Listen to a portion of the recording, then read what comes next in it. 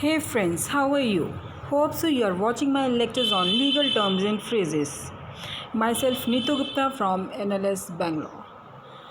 Now in this session I am going to take up more legal terms and phrases. So first, heir apparent. Heir apparent कौन है? Yesterday in the last session we have discussed heir. Who is a heir? So we have discussed कि जिसको property मिल रही है deceased का है. Is it clear? He is a heir. Is it clear? कोई cousin है, कोई nephew है, anybody can be a heir. So one who acquires property upon the death of another based on the rules of descent and distribution, they are heir. Is it clear? Next is heir apparent. Heir apparent means जिसको who is expecting कि उसको share मिलेगा. ठीक है. अब आप expect कर रहे हो कि आपकी फादर की प्रॉपर्टी में से आपको शेयर मिलेगा. So here apparent means expecting. The person who is expected to receive a share of the estate of the family member if he or she lives longer or is not specifically disinherited by a will. Is it clear? He is an heir apparent. Next is heirs. It means feminine here, जिसमें it means it is used for the woman. Is it clear? It is used for the woman. जो हायरनेस है used for the woman. कौन सी women's के लिए use हो रहा है? Who has received a large amount upon the death of a rich relative. Is it clear? So who has received a large amount upon the death of a rich relative is known as heirs. Next is heirs of the body. Heirs of the body means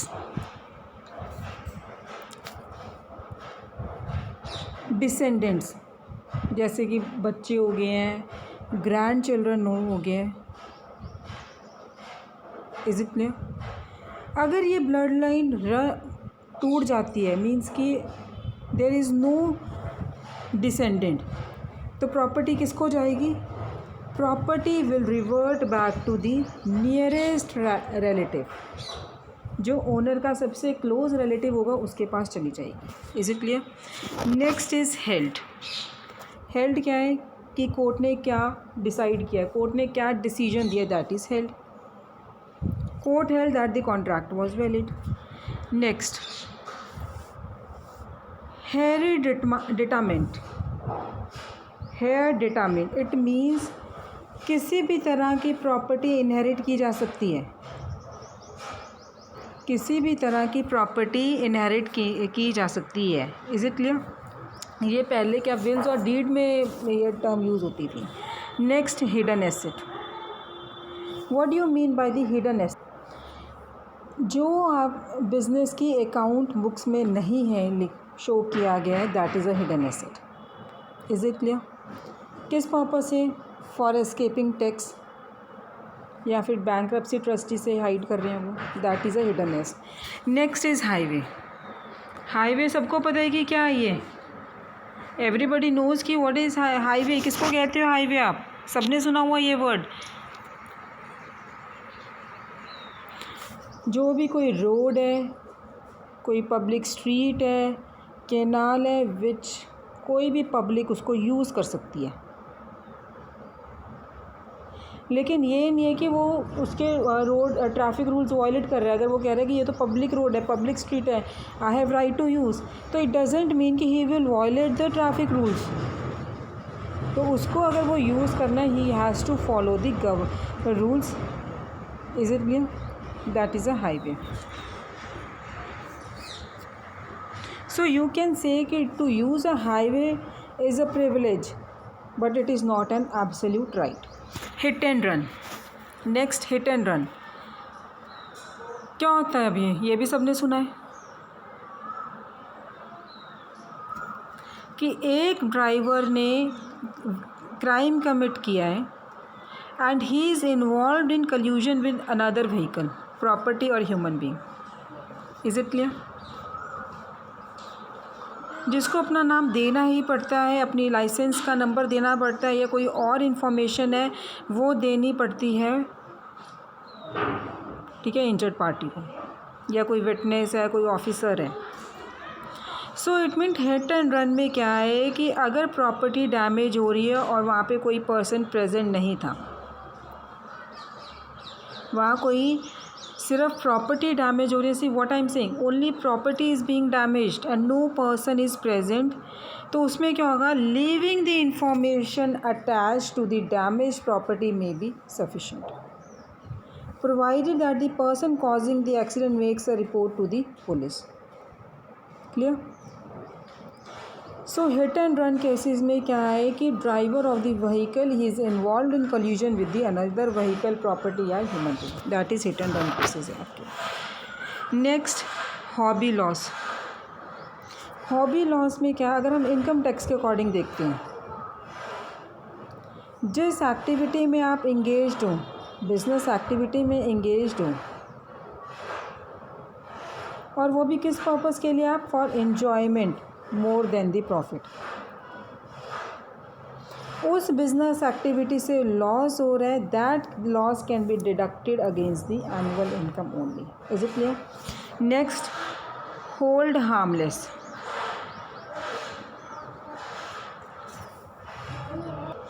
अब there is an agreement between the two parties, और suppose there is an agreement between the two parties, from that agreement a promise to pay any cost or claim arises, ठीक है, उस agreement से आपको कोई cost पे करनी थी, या कोई पेमेंट आपको करनी थी, कोई क्लेम आपने किए हैं, that arises from the agreement itself. तो ये जो पार्ट होता है एग्रीमेंट का, जिसमें आपको कॉस्ट मिल रही है या क्लेम आप कर रहे हो कुछ भी, तो वहाँ पे एक पार्टी को, जो एक पार्टी है ही, उसको नहीं पता कि इस लॉ सूट में, इससे लॉ सूट्स भी अराइज हो सकते हैं या फिर कोई क्लेम्स भी अराइज हो सकते हैं इस सिचुएशन से, तो उसको हाइड करने के लिए दूसरी पार्टी एग्री करती है कि वो उनको कवर कर लेगी, that is hold harmless. Next is holder. What do you mean by the term holder? जो कुछ होल्ड कर रहा है वही है holder. So if anybody is having the possession of the property, if anybody is having the possession of the property, और वो भी किसी के लिए वो होल्ड कर रहे हैं, but usually referring to anyone जो कि प्रॉमिसरी नोट होल्ड कर रहा है, कोई भी नेगोशिएबल इंस्ट्रूमेंट होल्ड कर रहा है, is it clear? That is a holder. So a general term for anyone in possession of property, but usually referring to anyone holding a promissory note, cheque, bond or other paper either handed to the holder or signed by the endorsement for which she is entitled to receive the payment as stated in the document. Is it clear? Next is holder in due course. Holder in due course में क्या आएगा?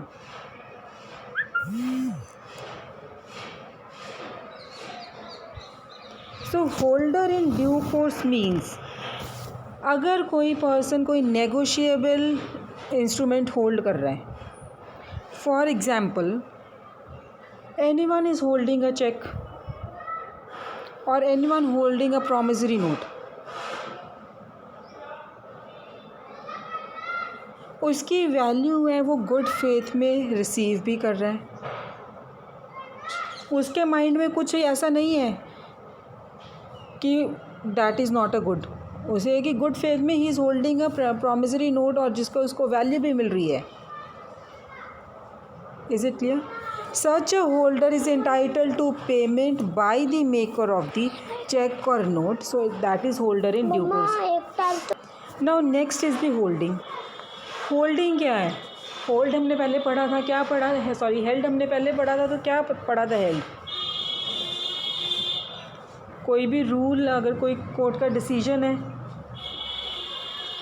ना, या फिर किसी, अगर hold में हम पहले भी पढ़ा है कि अगर किसी कोई प्रॉपर्टी में जिसका टाइटल है, कोई प्रॉपर्टी की पोजेशन में है, who is the owner, any real property to which one has title.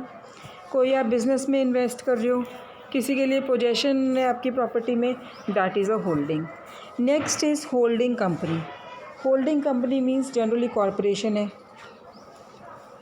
ठीक है, जनरली क्या है, कॉरपोरेशन है, and that corporation is created to own the stock of other corporations, so thereby often controlling the management and policies to all of them is the holding company. Is it clear? Next is holdover tenancy. Now holdover tenancy means, now suppose there is an agreement between the landlord and tenant, ठीक है, landlord और tenant कि जो tenant है he is occupying property of the, he is occupying the premises of the owner. Is it clear? अब वो time period expire हो गया। After the expiry of that time period, suppose 1 साल के लिए आपने घर रेंट पे लिया था, now that time period has expired, तो उसमें क्या है, again he is continuing without the consent of owner और विदाउट दी ओनर्स एग्रीमेंट, ठीक है, कंटिन्यू कर रहा है प्रेमिसेस में। After the rental agreement has expired, और अगर लीज़ पे लिया है तो लीज़ एग्रीमेंट एक्सपायर हो गया, इसलिए तब भी वो रह रहे हैं। तो उसके लिए टेनेंट हैं वो अकॉर्डिंग टू दी जो पहले एग्जिस्टिंग रेट और टर्म्स पे उसने प्रेमिसेस रेंट पे लिया था या प्रॉपर्टी कोई लीज़ पे ली थी, उसी टर्म्स पे ही is responsible for paying the monthly rent. Is it clear? और वो रेंट लैंडलॉर्ड एक्सेप्ट भी कर रहा है विदाउट एनी लीगल फॉर्मेलिटीज़। सो जो he is a hold over tenancy, that is a hold over tenancy की जो टाइम पीरियड एक्सपायर होने के बाद भी आप कंटिन्यू कर रहे हो premises and he is responsible for paying the rent, hold over tenancy. So जो होल्ड ओवर टेनेंट होता है, अगर उसे आपको बाहर निकालना है, you have to give him a notice. Is it क्या? अगर फिर नोटिस देने के बाद ही वो घर नहीं छोड़ रहा है, then you can file a lawsuit for unlawful retainer. Is it clear? Hold over tenancy. Next is homestead. Homestead means,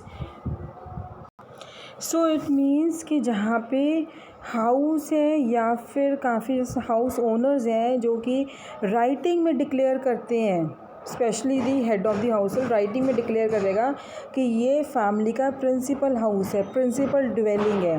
so they will record that declaration with the recorder of deeds and thereby they will exempt its value from judgment creditors. Is it clear? That is homestead.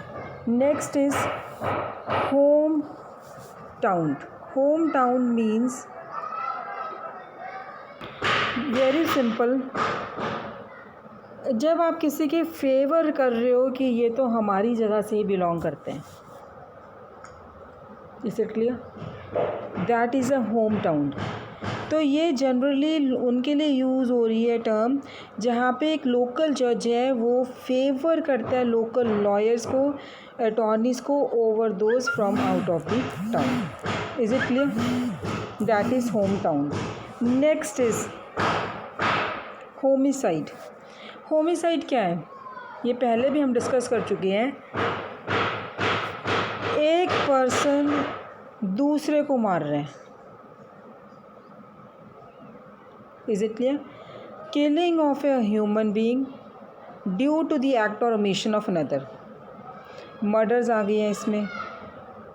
But now it is not necessary कि सारे homicide से वो crime होंगे। Is it clear? सो अगर जहाँ पे आपकी criminal intention ही नहीं है, जैसे कि आप सेल्फ डिफेंस कर रहे हो, आपको आगे कोई मारपीट कर रहा है, अब जब आपने कोई गलती नहीं किया, आपको कोई आपके साथ कोई मारपीट कर रहा है, तो आप अपने आप को प्रोटेक्ट करोगे। तो सेल्फ डिफेंस में अगर आपने किसी को मार दिया, it is not a homicide. Is it clear? So that is a homicide, means killing of a human being. Hornbook law. Hornbook law.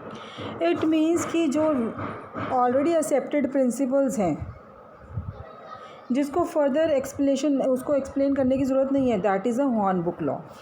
Next, hostile possession. Hostile, it means जब आपने कोई प्रॉपर्टी ऑक्यूपाई कर रखी है and now you are claiming ownership in that property, जबकि वो ownership किसी और की है, but then also you are occupy claiming your ownership over anyone, जो including the holder of the recorded title, that is a hostile possession. अब hostile witness क्या है? Adverse witness. Hostile witness means adverse witness, कि जब आप witness किसी एक party ने आपको विटनेस के तौर पे लेके आए हैं, अब आप उसी पार्टी के अगेंस्ट एविडेंस दे रहे हो, that is a hostile witness. In a trial, who is found by a judge to be hostile to the position of the party whose attorney is questioning the witness, even though the attorney called the witness to testify on behalf of his or client? Is it clear? So when the attorney calling the witness finds that the answers are contrary to the legal position of his or her client, or the witness become openly antagonistic, the attorney may request the judge to declare the witness to be hostile or adverse. Is it clear? If the judge declares the witness to be hostile, attorney may ask leading questions which suggest answers or are challenging to the testimony, such as cross-examination of witness who has testified the opposition. So that is a hostile witness, means कि जब आप एक lawyer हो, आपने अपने witness को बुलाया है, लेकिन अब वो विटनेस क्या कर रहा है? आपके अगेंस्ट ही एविडेंस दे रहा है, that is a hostile witness, means वो एडवर्स हो गया आपकी तरफ से। Thank you guys.